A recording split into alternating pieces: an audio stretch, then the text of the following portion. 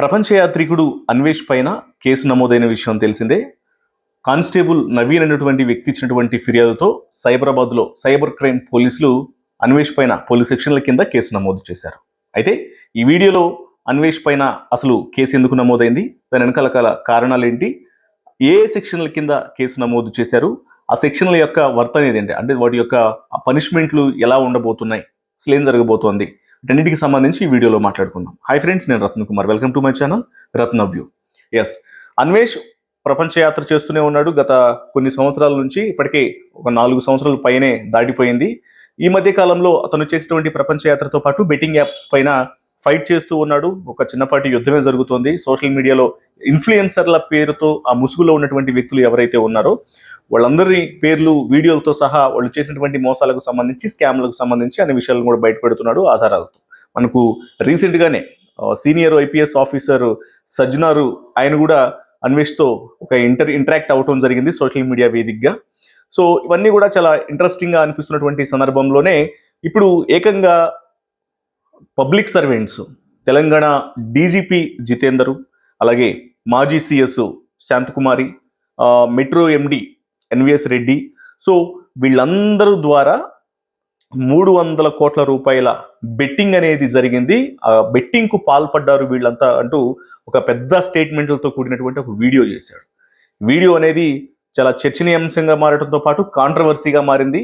అసలు ఏకంగా తెలంగాణ పబ్లిక్ సర్వెంట్స్ని, అంటే అత్యున్నత స్థానంలో ఉన్నటువంటి వ్యక్తుల్ని టార్గెట్ చేస్తూ వాళ్ళ పేర్లు మెన్షన్ చేస్తూ వాళ్లే కుట్రకు పాల్పడ్డాడు, వాళ్లే ఈ కుట్ర చేశారు అనేటువంటి విషయాలకు సంబంధించి కూడా తను ఈ వీడియోలు చేయడంతో దీని మీద అంటే కొంతమంది దీన్ని మద్దతు పలుకుతుంటే మరి కొంతమంది మాత్రం దీన్ని విమర్శిస్తూ ఉన్నారు. అంటే పబ్లిక్ సర్వెంట్స్ని ఇలా మాట్లాడటం ఏంటి, అసలు ఎటువంటి ఆధారాలు లేకుండా ఎందుకు ఇలా మాట్లాడాల్సి వచ్చింది అనేటువంటి విషయాలకు సంబంధించి తను చెప్పిన విషయం ఏంటి అంటే, 300 కోట్ల రూపాయల బెట్టింగ్ అనేది ఇప్పుడు మనకి గతంలో రీసెంట్గా చూసినట్లయితే మెట్రో ట్రైన్స్ మీద స్టిక్కర్స్ అంటించి ఒక యాడ్ ప్రమోషన్స్ చేశారు బెట్టింగ్ యాప్స్కు సంబంధించి. దాంట్లో 1x బెట్టింగ్ యాప్ అని రకరకాల బెట్టింగ్ యాప్స్కు సంబంధించినటువంటి పోస్టర్స్ అనేవి, యాడ్ ప్రమోషన్స్ అనేవి కూడా మెట్రో రైళ్లలో వాటికి అక్కడ కనిపించినాయి. కొన్ని అక్కడ ఉన్నటువంటి మానిటర్ల ద్వారా కూడా ఆ పబ్లిసిటీ అనేది జరిగింది. సో వీటన్నిటికీ కూడా ఈ పబ్లిక్ సర్వెంట్స్ యొక్క ప్రమేయం ఉంది అనేది అతను చెప్పినటువంటి విషయము. అయితే ఇందులో తెలంగాణ డీజీపీ పేరు వాడటం, సిఎస్ శాంతకుమారి పేరు వాడటం, మెట్రో ఎండి డైరెక్ట్గా ఎన్విఎస్ రెడ్డి పేరు, ఆయన పేరు మెన్షన్ చేయటం, వీళ్ళే ఈ 300 కోట్ల రూపాయల బెట్టింగ్కు పాల్పడ్డారు, వీళ్ళు నేను సిగ్గుపడుతున్నాను వీళ్ళందరినీ కూడా తలుచుకుంటూ అంటూ రకరకాల పెద్ద పెద్ద హాట్ కామెంట్స్తో కాంట్రవర్షియల్ కామెంట్స్ అనేవి చేశారు. సో వీరి యొక్క ప్రమేయం అనేది ఎంతవరకు ఉంది అసలు, అంటే వాళ్ళు అధికారులైనంత మాత్రాన వాళ్ళకు తెలిసి జరిగిందా, తెలియక జరిగిందా, వాళ్ళు ఎందుకు ఇన్వాల్వ్ అవ్వలేదు, ఇవన్నీ అంటే తన వర్షన్ తనుకున్నప్పటికీ కూడా ఇంత అత్యున్నత స్థాయిలో ఉన్నటువంటి వ్యక్తుల పేర్లు మెన్షన్ చేస్తూ ఒక నిరాధారమైనటువంటి ఆరోపణలు చేశాడన్న ఉద్దేశంతో ఇవాళ కానిస్టేబుల్ నవీన్ అనేటువంటి వ్యక్తి సైబరాబాద్ పోలీసులకు, సైబర్ క్రైమ్ పోలీసులకు ఫిర్యాదు చేశాడు సైబరాబాద్లో. సో వాళ్ళు ప్రాథమికంగా ఆ వీడియోలు అవన్నీ చూసిన తర్వాత, ఆయన చేసినటువంటి స్టేట్మెంట్, ఆ కామెంట్లు అవన్నీ చూసిన తర్వాత తన మీద పలు సెక్షన్స్ కింద కేసు నమోదు చేశారు. ఇందులో చాలా కీలకంగా ఉన్నటువంటి సెక్షన్స్ అనేవి 352, 353, 356, అలాగే 67 ఐటీ యాక్ట్. సో ఇలా ఇందులో ఈ సెక్షన్స్ కింద కేసులు నమోదు చేయడం జరిగింది. మరి ఈ సెక్షన్స్కు సంబంధించి అసలు ఎటువంటి పనిష్మెంట్స్ అనేవి ఉంటాయి ఒకవేళ ఇవి నిరూపించబడితే, అంటే పోలీసులు ఆల్రెడీ కేసులు ఫైల్ చేసినప్పటికి కూడా ఇవి నిరూపించబడాలి కాబట్టి ఒకవేళ నిరూపించగలిగితే ఎటువంటి పనిష్మెంట్లు ఉంటాయి, అసలు ఈ సెక్షన్స్ ఏంటి, తన మీద నమోదు చేసినటువంటి సెక్షన్స్ ఏంటి అనేది ఒకసారి మనం మాట్లాడుకున్నట్లయితే ఫస్ట్ 352 ఇది వ్యక్తులను, అంటే ఉద్దేశపూర్వకంగా విద్వేషభరిత వ్యాఖ్యలు, రెచ్చగొట్టేలా మాట్లాడటము. సో ఈ వ్యాఖ్యలకు ఇట్లా మాట్లాడటానికి సంబంధించి రెచ్చగొట్టే వ్యాఖ్యలు చేసి అవతల వాళ్ళని ఇబ్బందులకు గురి చేయాలనుకోవటం, వాంటెడ్లీ అంటే ఉద్దేశపూర్వకంగా ఇలాంటి వ్యాఖ్యలు చేసినప్పుడు ఇది శాంతి భద్రతలకు విఘాతం కలిగేటువంటి అవకాశం ఉన్న నేపథ్యంలోనే ఈ 352ని సెక్షన్ను పెడుతూ ఉంటారు. దీనికి సంబంధించి 2 సంవత్సరాల జైలు శిక్ష ఉంటుంది, జరిమానా ఉంటుంది, కొన్నిసార్లు 2 విధిస్తూ ఉంటారు. అయితే ఈ సెక్షన్ మాత్రం బెయిలబుల్. సో దీనికి బెయిల్ అప్లై చేసుకోవచ్చు. సో బెయిల్ మీద బయటకు వచ్చేటువంటి అవకాశాలు కూడా ఉంటాయి. ఇది 352. Next 353. 353లోనే class 1B, class 1C ఈ 2 సెక్షన్స్ కూడా నమోదు చేయడం జరిగింది. ఈ 353 అనేది చాలా కీలకమైనటువంటి సెక్షన్ ఇది. ఈ సెక్షన్కు సంబంధించి తన మీద నమోదు చేసినటువంటి సెక్షన్స్లో ఇదేంటంటే పబ్లిక్ సర్వెంట్స్ అంటే ప్రజాసేవలో అంటే పబ్లిక్ కోసం ఇప్పుడు ప్రజల కోసం సేవ చేస్తున్నటువంటి వ్యక్తులు అంటే సర్వెంట్స్గా ఉన్నటువంటి వ్యక్తులు అంటే ప్రభుత్వంలో ఒక ఉన్నత స్థానంలో ఉన్నటువంటి వ్యక్తుల యొక్క వారి యొక్క విధులకు భంగం కలిగేలా వాళ్ళను ఇబ్బంది పెట్టేలా కించపరుస్తూ చేసినటువంటి వ్యాఖ్యలకు సంబంధించి అది ఎందుకంటే ఇందులో డీజీపీ జితేంద్ర పేరును మెన్షన్ చేయడం జరిగింది. ఆయన కించపరుస్తూ మాట్లాడినారు. లేకపోతే శాంతకుమారి, మరోవైపు ఎన్వీఎస్ రెడ్డి మెట్రో ఎండి. సో అంటే అందరూ కూడా సీనియర్ ఐఏఎస్ ఆఫీసర్లు, ఐపీఎస్ ఆఫీసర్లు. సో ఇట్లాంటి వ్యక్తులను మెన్షన్ చేస్తూ వాళ్ళు 300 కోట్ల రూపాయల బెట్టింగ్కు పాల్పడ్డారనేటువంటి విషయాలను మెన్షన్ చేశారు కాబట్టి సో అందులోనే ఇటు పబ్లిక్ సర్వెంట్స్ను వాళ్ళ యొక్క ఇమేజ్ డ్యామేజ్ అయ్యేలాగా వాళ్ళ విధులకు ఆటంకం కలిగేలా ఇబ్బందికరమైనటువంటి వ్యాఖ్యలు చేసినందుకు గాను ఈ సెక్షన్స్ను పెట్టడం జరిగింది.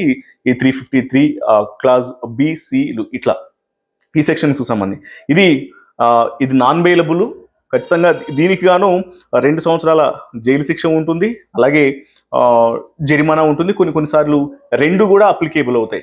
ఆ కేసు తీవ్రతను బట్టి తను చేసినటువంటి నేరం యొక్క డెప్త్ను బట్టి దాన్ని విచారించిన తర్వాత అవసరమైతే ఆ 2 కూడా విధించినటువంటి అవకాశాలు కూడా ఉంటాయి. సో ఇది 353 విషయానికి వచ్చినట్లయితే. ఇక నెక్స్ట్ 356లోనే క్లాజ్ 2 ఉంది, 3 ఉంది. సో ఈ సెక్షన్స్ ఏంటి అంటే ఇది అందరికీ చాలా మందికి ఐడియా ఉండే ఉంటుంది. డిఫమేషన్ వ్యక్తుల యొక్క పరువుకు భంగం వాటిల్లేలాగా సో చేసినటువంటి వ్యాఖ్యలకు సంబంధించి మనం చాలా కేసులలో చూస్తాం. డిఫమేషన్ అనేది వాళ్ళు కొన్ని కోట్ల రూపాయల డిఫమేషన్ కేసులు కూడా ఇస్తూ ఉంటారు. వాళ్ళ యొక్క స్టేటస్ని బట్టి అవతల వాళ్ళు తమను కించపరిచినటువంటి అంటే ఎటువంటి ఆధారాలు లేకుండా తమ పరువుకు భంగం కలిగేలాగా మాట్లాడినటువంటి వ్యాఖ్యలకు సంబంధించి కూడా ఈ కేసులు అనేవి ఈ సెక్షన్స్ అనేవి పెడుతూ ఉంటారు. అందులో భాగంగానే ఇప్పుడు అన్వేష్ మీద ఈ డిఫమేషన్ కేసు కూడా ఫైల్ అయింది. ఖచ్చితంగా దీనికి 2 సంవత్సరాల జైలు శిక్ష ఉంటుంది, అలాగే జరిమానా ఉంటుంది. కొన్ని సందర్భాల్లో 2 ఉండొచ్చు. ఇది కూడా బెయిలబుల్ సెక్షన్ గానే ఉంది. సో ఇది ఈ 3 సెక్షన్స్. ఇక వీటితో పాటు 67 IT యాక్ట్ దీన్ని కూడా పెట్టడం జరిగింది. IT యాక్ట్ ఎందుకంటే ఎలక్ట్రానిక్ మాధ్యమాల్లో అంటే ఇప్పుడు సోషల్ మీడియా వేదికగానే ఆయన యొక్క కామెంట్స్ అనేవి చేశాడు కాబట్టి సో వీటికి సంబంధించి ఇటు 67 IT యాక్ట్ని కూడా పెట్టారు. సో ఈ IT యాక్ట్లో చాలా ముఖ్యంగా అంటే దీని యొక్క తీవ్రతను బట్టి ఖచ్చితంగా 3 సంవత్సరాల వరకు జైలు శిక్ష ఉంటుంది, 5 లక్షల జరిమానా ఉంటుంది, కొన్నిసార్లు ఎక్కువ ఉంటుంది. ఒకవేళ ఈ కేసు మీద జైలుకి వెళ్ళి మళ్ళీ వచ్చినటువంటి వ్యక్తులు ఎవరైతే ఉంటారో వాళ్ళు మరలా అదే నేరానికి పాల్పడితే మాత్రం ఖచ్చితంగా 10 సంవత్సరాల జైలు శిక్ష ఉండొచ్చు, 10 లక్షల రూపాయల జరిమానా ఉండొచ్చు, 2 విధించవచ్చు. సో ఇలా ఈ సెక్షన్స్ అన్నీ కూడా ప్రస్తుతం అన్వేష్ మీద ఫైల్ చేశారు పోలీసులు. సో ఫైల్ చేశారు కాబట్టి వీటిని ప్రూవ్ చేయాల్సి ఉంటుంది. కోర్టులలో ప్రూవ్ చేసిన తర్వాత తనకు శిక్షలు పడతాయి. సో ఇది అన్వేష్ మీద నమోదైనటువంటి కేసులకు సంబంధించి. ఎందుకంటే ఇప్పుడు కంప్లీట్ చేసినటువంటి ఇప్పుడు మీకు ఆల్రెడీ నేను ఎఫ్ఐఆర్ కాపీలో వచ్చినటువంటి పిటిషన్, కంప్లైంట్ కాపీ, ఎఫ్ఐఆర్ కాపీలు అవి కూడా నేను ఆల్రెడీ మీకు పోస్ట్ చేసి చూపిస్తున్నాను కాబట్టి ఏ వ్యాఖ్యలు అయితే అందులో ఆయన చాలా స్పష్టంగా చేశాడో వాటన్నింటిని కూడా మెన్షన్ చేయడం జరిగింది. ఆ ఫిర్యాదు చేసిన దానికి సంబంధించి ఏ పదాలను వాడారు, ఇబ్బందికరమైనటువంటి వ్యాఖ్యలు ఏం చేశాడు, ఏ పేర్లను అందులో మెన్షన్ చేయడం జరిగింది, ఆ డీటెయిల్స్ అన్నీ కూడా చాలా క్లియర్గా కంప్లైంట్ లెటర్లో రాసి ఫిర్యాదు చేసే వరకు సో పోలీసులు దీన్ని సుమోటోగా కేసు తీసుకొని తన మీద కేసు ఫైల్ చేశారు. కంప్లైంట్ తీసుకున్న తర్వాత ప్రస్తుతం అన్వేష్ మీద సైబర్ క్రైమ్ పోలీసులు కేసు ఫైల్ చేయడం జరిగింది. ఇక నెక్స్ట్ దర్యాప్తు అనేది కంటిన్యూ అవుతున్నది. సో ఇది తన మీద నమోదైనటువంటి కేసుకు సంబంధించి. సో ఓవరాల్గా ఇప్పుడు అన్వేష్ వర్షన్ ఎట్లా ఉంటుందంటే ఇందులో అంటే యాజ్ పర్ మై నాలెడ్జ్ వీళ్ళు పెద్ద అత్యున్నత స్థాయిలో ఉన్నటువంటి వ్యక్తులు, ఉన్నత హోదాలో ఉండే వ్యవస్థలన్నీ వీళ్ళ చేతుల్లో ఉంటాయి.